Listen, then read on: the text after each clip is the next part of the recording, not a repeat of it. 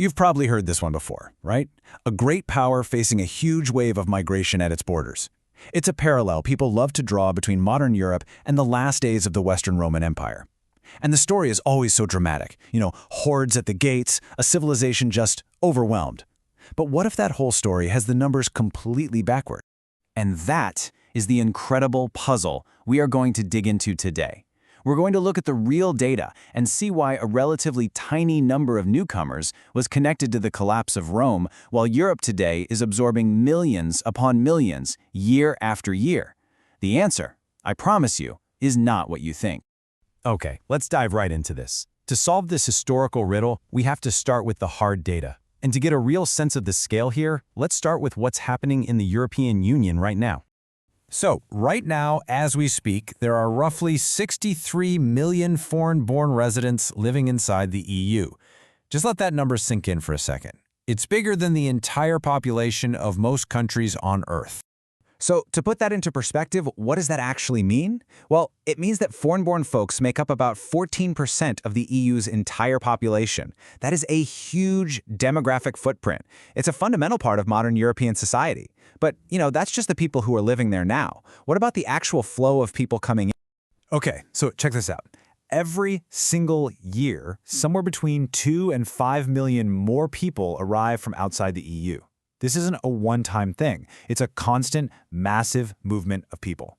So keep that number in your head. We're talking millions per year. All right, now let's hop in our time machine and go back about 1,600 years. We're going to look at that exact period, the one that gets all the blame for bringing an entire empire crashing down. Now, given what happened, you'd think the numbers would be just astronomical, right? Way bigger than today?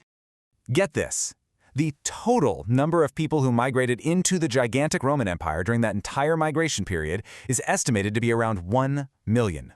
1 million total. And right away, you can see something's not adding up here. But wait, it gets even crazier. See, that 1 million people, they didn't just show up one Tuesday. They migrated over a span of almost 200 years. Think about that. That's not a flood. It's not even a wave. It's a slow, generational trickle. We're talking an average of just 5,000 people a year spread across an empire that spanned continents. And this chart, wow, this just lays it all out, doesn't it? The bar on the left, that's how many people arrive in the EU in one single year. And the little one on the right, that's the total number that moved into the Roman Empire over 200 years. The scale isn't just different, it's completely flipped on its head.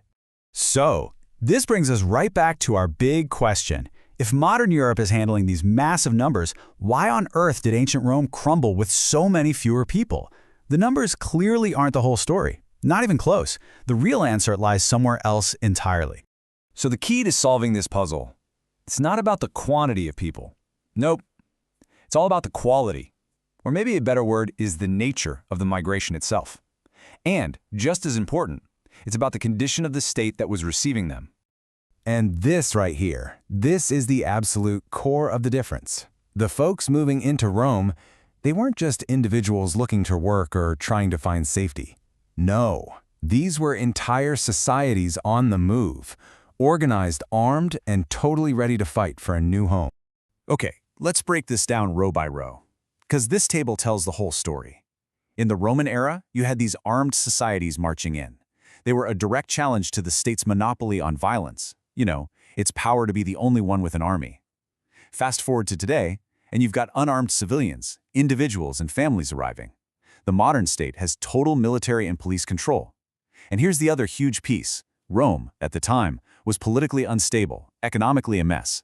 Today's European states, they're bureaucratic, they're stable, and they have resources.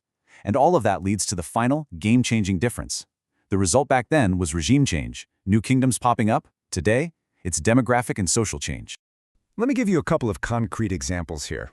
These groups we talk about, like the Visigoths or the Vandals, they weren't just migrants in the way we think of them today. These were whole mobile nations. They had their own kings, their own social structures, and crucially, tens of thousands of warriors who could go toe-to-toe with a Roman legion and win. And here is the absolute mind-blowing part. All of these powerful, kingdom-shattering groups, all of them combined, made up only about 1 to 2% of the Roman Empire's total population. We're talking an empire of 50 or 60 million people. So this wasn't about being demographically replaced. This was a military and political takeover of a very fragile state by a small but highly organized and armed group. So, after all that, what's the big takeaway? What's the real lesson here when we strip away all the myths and just look at the cold, hard facts? It really all boils down to this one powerful idea. Context is everything. The impact of migration isn't really about the raw numbers of people showing up.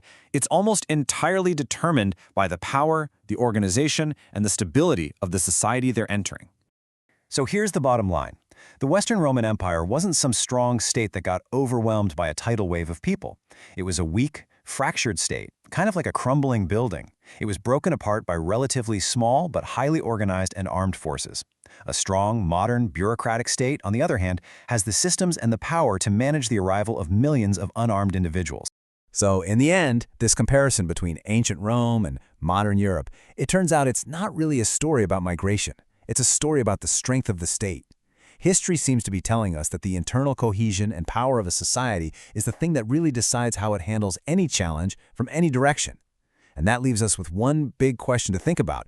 What does that lesson mean for our future, right now?